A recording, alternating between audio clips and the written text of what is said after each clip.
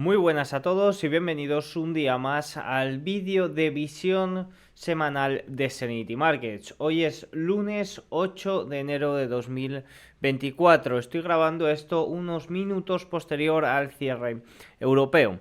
Bueno, lo primero de todo, feliz año. Este es el primer vídeo de este nuevo año 2024 y en él vamos a tratar de comprender la corrección que está teniendo el mercado. Vamos a ver cómo funciona la estacionalidad en el mes de enero, cuando hemos tenido un año subiendo más de un 20%, también cuando hemos tenido un año en el que ha fallado el rally o el famoso rally de Santa Claus, que dura los últimos 5 días bursátiles del año y los primeros 2 del nuevo año. También comentaremos niveles CTA relevantes a tener en cuenta. Con toda la corrección que tuvimos la semana pasada, pues existen riesgos o voces de alarma sobre dónde están estos niveles y qué es lo que hay que vigilar. Además, por supuesto, repasaremos todo lo que tenemos por delante para esta nueva semana, sobre todo especialmente ese dato de inflación estadounidense marcado en rojo en el calendario, porque es el punto más importante. Así que nada, dicho esto, vamos a comenzar. Arrancamos comentando la gran pérdida de riqueza que tuvimos la semana pasada. Nunca antes había habido tanta destrucción de riqueza durante la primera semana bursátil. Aproximadamente se perdieron más de 3 billones de dólares, 2 en renta variable y 1 en renta fija. Y bueno, pues evidentemente esta caída, fíjense que si nos vamos al S&P 500 hemos tenido una caída de aproximadamente en la semana pasada un 1,50% a la baja, y sobre todo hemos tenido voces de alarma de la caída de los 7 magníficos. Fíjense que Apple cerró la semana pasada corrigiendo un 5,9%, Amazon también cerró la semana corrigiendo un 4,31%, siendo los 7 magníficos los grandes impulsores durante los últimos 2 meses, pues esto tiene voces de alarma. Generalmente, ¿cómo funciona a nivel estacional el mes de enero?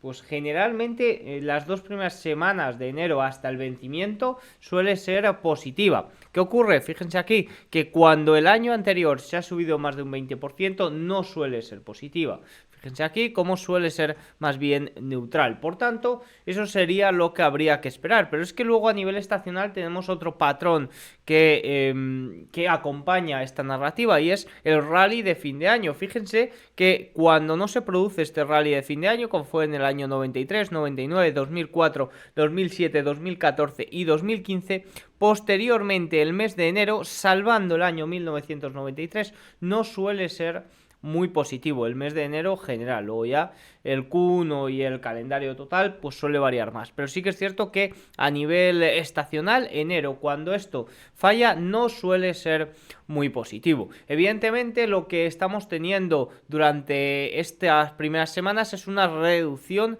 de la euforia de las bajadas de tipos. Fíjense en este gráfico, que es muy relevante, como a mediados de diciembre tuvimos una euforia masiva con las bajadas de tipos. Las probabilidades de bajadas de tipos para marzo llegaron a situarse por encima del 75%. Luego tuvimos una acumulación y a inicios del año 2024, con algún dato de inflación quizás algo más caliente por el efecto base, como por ejemplo en Alemania, y un poco por toda la nueva narrativa, hemos tenido una corrección de esa euforia. No es que hayamos visto una reducción de las probabilidades de bajadas de tipos, ni mucho menos, pero sí que hemos visto una corrección de esta euforia masiva durante las últimas sesiones. Evidentemente, esto era algo que debía suceder. Recordemos también que el S&P 500, fíjense que si nos ponemos en el valor S&P 500 en velas diarias, ha llegado a tener una sobrecompra bastante fuerte, fíjense. Por tanto, una corrección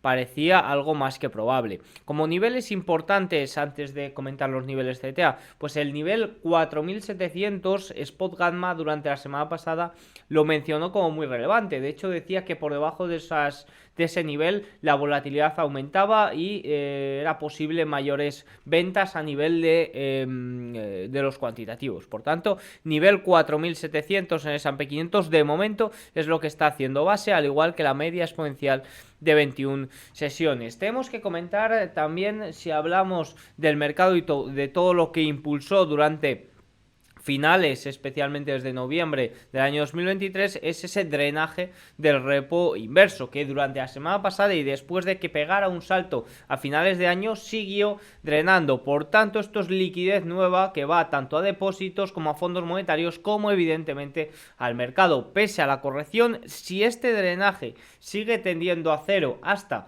mediados de marzo, que es lo que se calcula, y no se frena antes, evidentemente esto es un sesgo muy positivo y alcista para las bolsas. Sí que es cierto que hubo comentarios por parte de Logan de la Reserva Federal diciendo que habría que volver al QE en caso de que este drenaje del repo inverso llegue a cero. Sin duda esto va a ser un punto muy importante y todo calcula que puede ser en marzo. En marzo también acaba el servicio de financiación bancaria de emergencia, que en este momento se están aprovechando.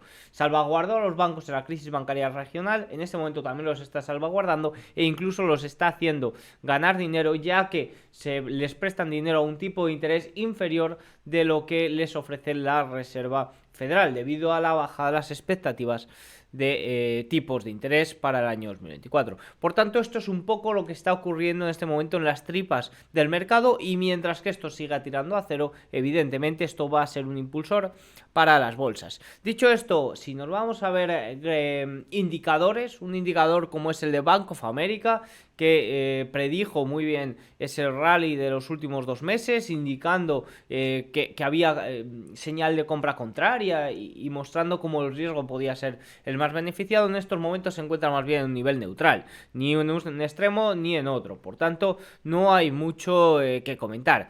Dicho esto, vamos ya a lo más importante del vídeo, que desde mi punto de vista son los niveles CTA. Fíjense lo que nos dice McElligor de Nomura, que nos marca en el S&P 500 el 4638 y el Nasdaq tiene el 16.237. En Bank of America nos marcan el 4.644. Fíjense, 4.638, 4.644, muy en la línea. Y Goldman Sachs nos marca el nivel 4.621, 4.485 y 4.424. Por tanto, vamos a tratar el 4.620, 4.640 como uno de los niveles CTA más importantes. Fíjense que ese nivel estaría aproximadamente por aquí, por tanto todavía haría falta una corrección mucho mayor. De ahí que la corrección de esta primera semana solo se trate, pues eso, como una simple corrección en el movimiento al alza, y más con un sesgo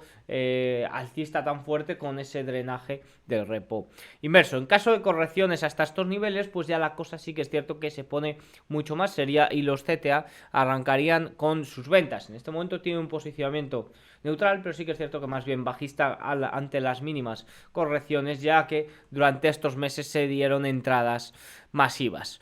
Así que nada, dicho esto, vamos a hacer un último comentario con qué podemos esperar para la próxima semana. Tendremos en China datos de inflación para el viernes. En Japón también tendremos esta misma noche, lo conoceremos o lo comentaremos la madrugada, mañana por la mañana, tendremos datos de Japón de IPC en Tokio. Ya saben que esto es muy importante. ¿Por qué? Porque en Japón se esperan cambios en las políticas de tipos de interés negativos. Sí que es cierto que con todo el terremoto y todo esto que ha ocurrido a principios de año, las perspectivas para subidas de tipos han caído en picado. De ahí el movimiento tan fuerte que tuvimos la semana pasada en el dólar yen, con un fortalecimiento del dólar bastante fuerte durante la semana pasada.